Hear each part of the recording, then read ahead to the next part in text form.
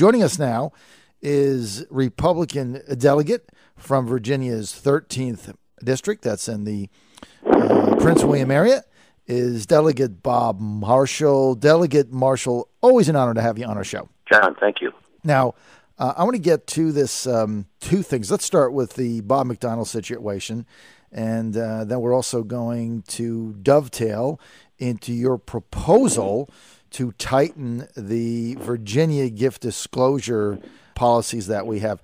Delegate, right now I've been following kind of this whole McDonnell. I can't find anything from what I've seen that Bob McDonnell has done that is either a violation of law, violation of ethics standards, or anything else. I mean, this idea that, you know, his kids went to college and took Gatorade back or candy bars. Look, Bob, when my kids come home from college, I have to stand in front of the refrigerator when they come home to get a hug from them before they descend and eat every piece of food that I have. So I just don't see where this is going to lead to anything. How about you? All this so far is smoke, and it's, in a sense, it's eyebrow raising. I mean, the $15,000, gift to the governor's daughter for the wedding, things like that. And again, the laws are kind of loose on this. Right. The statute only applies to the office holder herself and a certain number of executive officials, that they report any gift of $50 or more by someone who has business before the state. In other words, if your uncle gives you $5,000 and he doesn't have business before the state, you don't have to report that on any disclosure forms.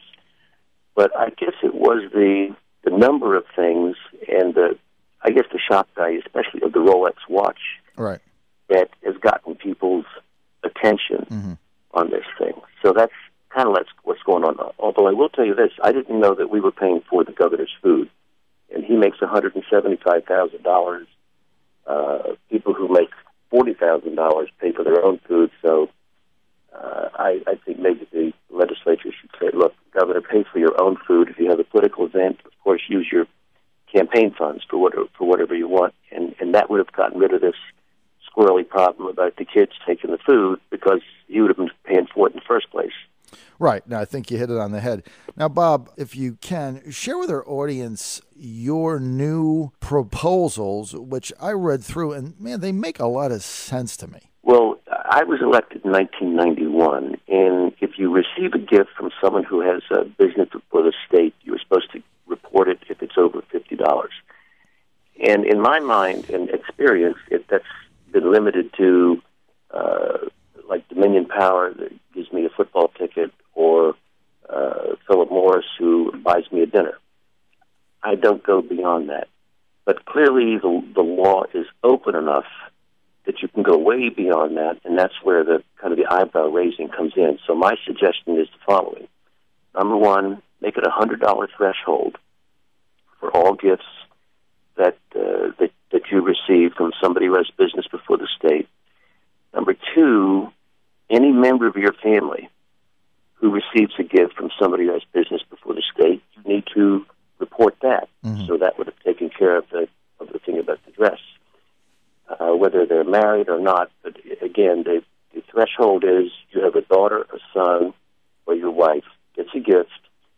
They give the notice, and you file that. Now, secondly, if somebody does not have business before the state, and say they give you a set of golf clubs, and you play golf and they play golf, and that's like worth $500. But then within a year after that, they have business before the state. I say go back and report those golf clubs. Now, thirdly, we often go to dinners during the General Assembly session, and there's business conducted at those things. It is just not conducted, during the day, because there just isn't a lot of time. If you get a gift of $100 or more during the General Assembly session, you should report that within 5 days, because people want to see who's influencing it. For years we've had a prohibition on any money being received or taken in of $1.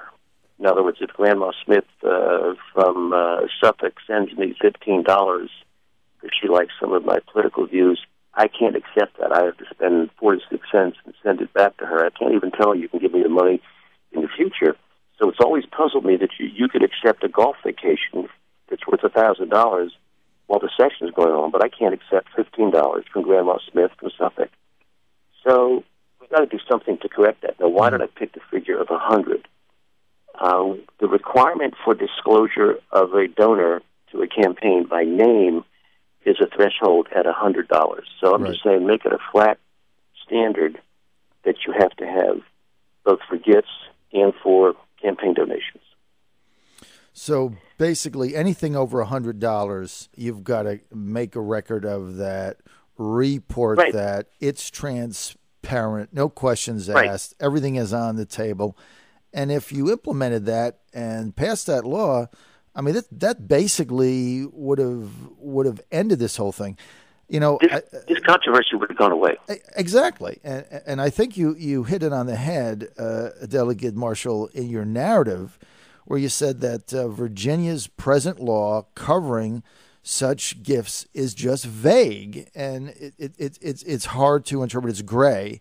And certainly what you've put on the table would end that. It would be black and white, wouldn't it?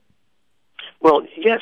I mean, what is surprising to me is that Senator Peterson, who's from Fairfax, and he's a friend of mine, he recommended that the governor do a totaling of all the gifts or whatever, and if he doesn't do it, then he should resign. Well, I want to correct a public apprehension problem, not necessarily tell somebody, hey, get out of the job, because the tradition in this country has been to have the trial first and the hanging later. And that's right. I like to keep it in that order. So I was surprised when U.S. News and World Report covered this controversy. They mentioned Senator Peterson. They also mentioned my proposal. He did not want to support that. Well, this is a remedy. I'm trying to seek a remedy so that public confidence is there in the officials that they elect, that the decisions that they make, while they may not like them, are being made in the estimation of the official to be in the common good for all Virginians. That's what I want to see. And you know what I'd like to see here, just in this race, because all this is going to spill over in the governor's race quite a bit. I think Terry McAuliffe should at least hold himself to the same standard that we hold ourselves to now, and go back and make it a tabulation of all gifts he's received in say, the last 4 years, because that's the term of the governor, in his, going all around the country as a fundraiser for the Democrats. I think that would be fair, and I think that would be a genuine effort of transparency on his part. Now, I don't think he's directly criticized the governor on this, but he did say he wouldn't accept any gifts if he were the governor. But go back to at least the standard that we have now, and Terry McAuliffe disclose all the gifts you've received, not your family, not your camp family, because that's not the law now, that you received that were $50 or more, and I think that would be fair. I think that definitely makes sense. Delegate Marshall, let me ask you this. Did Senator Chap Peterson, who was on our show, by the way, a week ago, did he give you a reason why he would not back your proposal? I've not talked directly to Chap. I did send my proposal to him by email. He's an attorney. He's busy. I hope to talk to him in the near future. I was just kind of surprised that he didn't do that.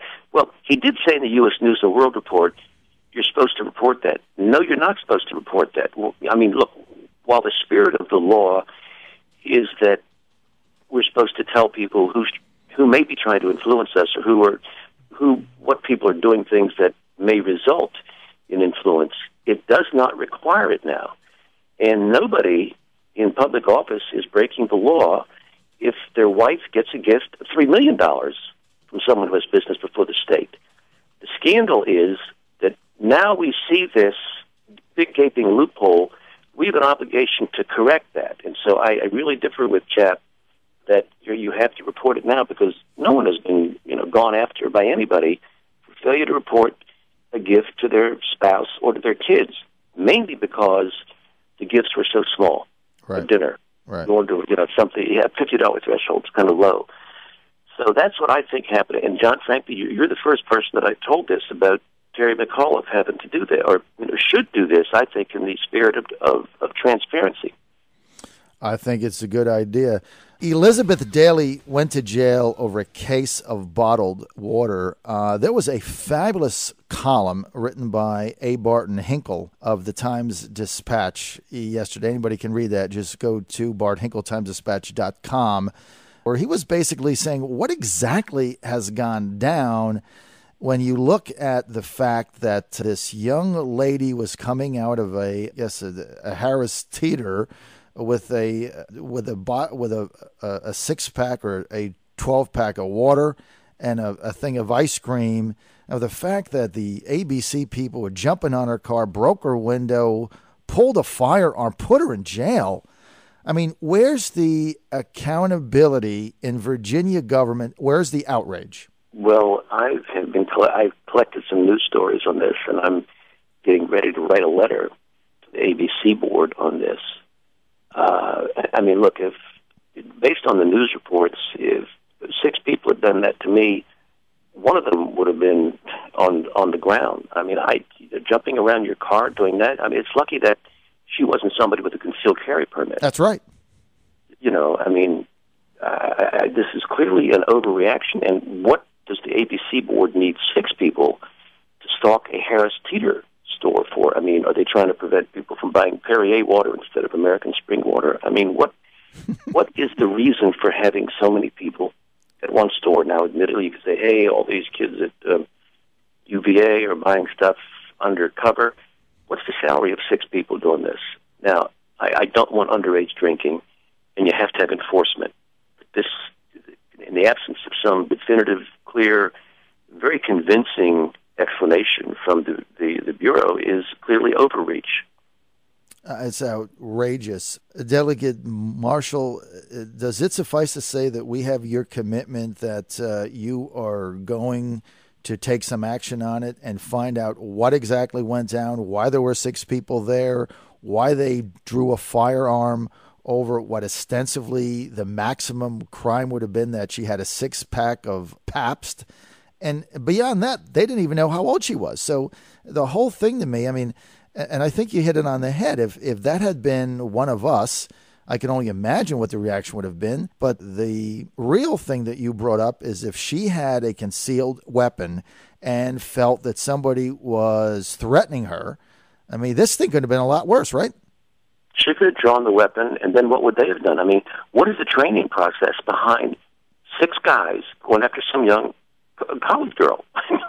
I don't find that to be reasonable. And I saw a report from the Rutherford Institute. Like I said, I wanted to read a bunch of these things before I formulate my questions, but I'm not going to let this drop. No, I mean, this is not the response. This isn't protecting the citizenry. This is police state intimidation of the citizenry. Absolutely. Hey, we want to thank you for your time, and Delegate, we're going to have you back as we follow what action that you take on it. And I do want to mention, again, great column by A. Barton Hinkle in the Times-Dispatch. Just go to timesdispatch.com. And John, ask Terry McAulliffe. Terry, where's your disclosure report? Now, legally, he doesn't have to file one because he's not an official. But in the spirit of openness and transparency, Terry, tell us all the gifts you got that are $50 or more for the past 4 years. Cuccinelli had to go back because he's an official, so just limit it to the last 4 years. Let's see what he does. All right, let's hold him accountable as well, as you say, Delegate Marshall, to the spirit of the law. Delegate Bob Marshall today on the John Fredericks Show, a literal bazooka of common sense. Always a pleasure to have you on, sir.